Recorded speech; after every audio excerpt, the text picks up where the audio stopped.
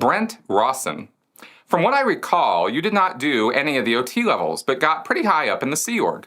As a Sea Org member, did you outrank an OT5 or even OT8? Or did you have to address them as yes ma'am, no ma'am, or yes sir, no sir, since they were shelling out so much money? Or was it the case that there was no status difference since the OTs are not actually working for the church the way you were? Great question, Brent. And I've spoken about the caste or the class system within Scientology because you have the public level, and then you have the staff level, and then you have the Sea Org. And that is the system of, or the caste system of responsibility, or how much, influence, how much responsibility, how much work people are willing to do for Scientology. I guess you could also say it's a matter of how indoctrinated they are, but that also translates over to the bridge to total freedom. So the public level is the lowest level, and the public will always be considered less than staff. And staff are less than Sea Org members.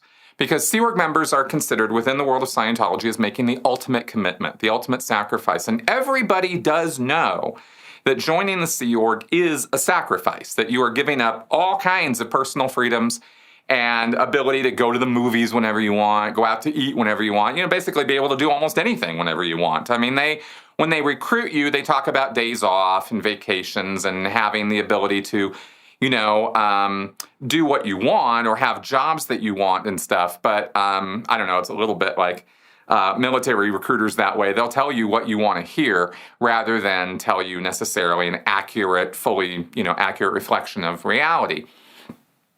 Anyway, because of that viewpoint, though, within the world of Scientology, public, of course, look up to Sea Org members, or at least they're supposed to.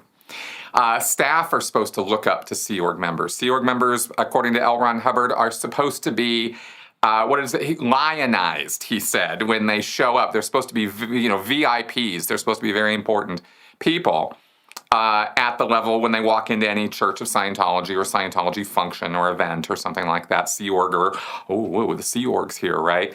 Now, the Sea Org, of course, has kind of, done quite a few abusive things over the decades to tarnish that reputation. This was stuff Hubbard was writing back in, 68, 69, back when it was fresh and new, and people didn't even really quite get what the Sea Org was all about. Now it's, now you can just go on the internet, find out all about it. And it's really, the Sea Org is the most abusive part of Scientology. It is the part, it's the place where really nasty stuff happens. Not to say that nasty stuff doesn't happen at the staff level or the public level, because it most certainly does. We've seen all kinds of abuses at these levels, but it's undeniable and pretty agreed upon. It's not really a controversial position for me to say that the Sea Org is the worst of it.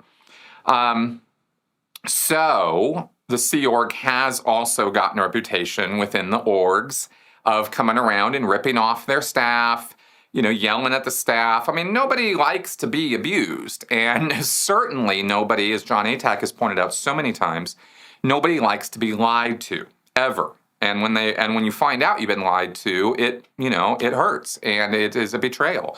And the Sea Org lies to staff all the time in order to get them to do things that they need them to do, because the Sea Org member in question is getting pressure from above, and he's got to get compliance to his orders. So he's going to say and do anything he has to within, whatever degree of moral reason exists within him or her, and they're gonna do that. So there is now, I think, at this point, this sort of caste system I keep describing is a bit tarnished, right? It's like, not everybody has this, oh my goodness, sort of yes or no sir look to the Sea Org or to staff. So you'll find exceptions to all of this. It's not like this is universal and all Scientologists line up to everything I'm describing here, but I'm trying to give you a general sense of how the system works. And so now that I've said all that, to sort of set this up, okay, so now to directly answer your question, no Sea Org member is ever going to think of themselves as less than or equal to an OT. Sea Org members, in fact, and this is another little thing for you to think with in this, is L. Ron Hubbard actually defined a Sea Org member the same way that he defines an OT, an operating thetan, which is a being who is at a knowing and willing cause over matter, energy, space, time, life, and form. Or something equivalent to that, right? And that is an OT. That's what public people are paying their money to be able to accomplish, is knowing and willing cause over matter, energy, space, time, life, and form. Well, a Sea Org member is just supposed to be there. Just boom, right? And you don't have to audit out all your body thetans, and you don't have to get a lick of auditing, and you don't have to get anything. You're just supposed to be that. And you're just supposed to assume that, well, what they call it in Scientology is that beingness. Okay, you have a job has a beingness, a way you are supposed to be, a package personality, I guess you could say, but it's really just how you're supposed to be. And a Sea Org member is supposed to be making things go right, is supposed to be cause all the time, never effect, never, I didn't know what to do, I wasn't sure how to handle it, I didn't make it go right, I didn't get that job done, I don't have compliance on that order. None of that's acceptable in the Sea Org. The whole attitude is you can do it and you're going to do it.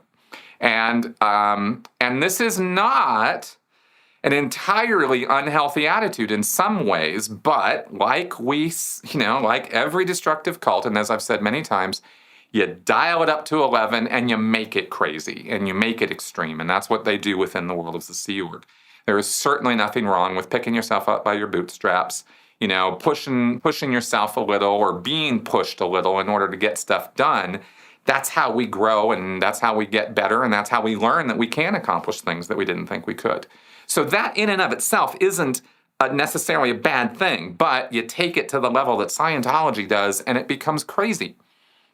And that's the objectionable point with that. So anyway, a little bit of essay here on Sea Org versus public and staff, but I thought you'd like the additional information on this, and I hope that answers your question.